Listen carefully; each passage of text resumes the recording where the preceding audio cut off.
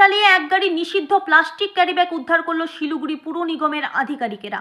বুধবার সকালে শিলিগুড়ির নয়া বাজারে অভিযান চালিয়ে এই নিষিদ্ধ ক্যারিব্যাগ উদ্ধার করা হয়। আধিকারিকেরা জানিয়েছেন কয়েক কুইন্টাল নিষিদ্ধ ক্যারিব্যাগ উদ্ধার করেছেন আধিকারিকেরা। এই প্রসঙ্গে শিলিগুড়ি পুর নিগমের ডেপুটি মেয়র রঞ্জন সরকার বলেন, এই নিষিদ্ধ প্লাস্টিকের বিরুদ্ধে আমাদের লাগাতার অভিযান চলছে। এটা তো আমাদের চলছে, এটা ধারাবাহিকভাবে আমাদের চলবে। ক্যারি ব্যাগের বিরুদ্ধে, সিঙ্গেল ইউজ প্লাস্টিকের বিরুদ্ধে, এবং আমরা ইতিমধ্যেই বলেছি যে যেখানে খোলা জায়গায় মাংস কাটা হয় সেটাকেও কভার করতে আমরা বলেছি বিভিন্ন বাজার কমিটিকে। আমরা দেখছি সেটাও হচ্ছে না ঠিকঠাকভাবে। এবার থেকে সেটাও আমরা অ্যাকশন নিতে শুরু করব। প্লাস্টিকটা এত পরিমাণে প্লাস্টিক মজুত করে রাখে, খবর এলে পরে আমরা নিয়ে আসি, কিন্তু এটা কোনো স্বাস্থ্যকর বিষয় না। এই চোর পুলিশের খেলাটা বিষয় না। ব্যাপারটা আমরা চাইছি যে মানুষ একটু সকলে বেরিয়ে এসে এটার বিরুদ্ধে প্রতিবাদ করুক।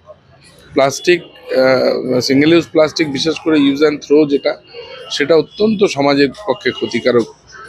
সেটা যাতে না করা হয় সেদিকে এগোতে হবে। আমরা তো আমাদের কাজ করছি, কিন্তু আমরা সবাই যদি এটাকে বর্জন না করি তাহলে এর সম্পূর্ণ সমাধান আমাদের সম্ভব হবে। কত টাকা প্লাস্টিক?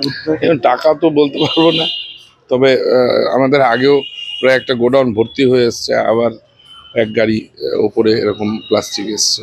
মানে কারা রেখেছিল মজুত করে? যারা মজুতদার তারাই করেছিল। খবর আসে, বারবার করে নিয়ে আসি আমরা, আইনের ব্যবস্থাও নেওয়া হয়, কিন্তু কমছে না। কিছু কিছু জায়গায় তো এটা দেখছি বৃদ্ধি পাচ্ছে। না, যে রেখেছিল থেকে অ্যাকশন নেওয়া হতো? নিশ্চয়ই তার বিরুদ্ধে তো আইনি পদক্ষেপ নেওয়াই হবে।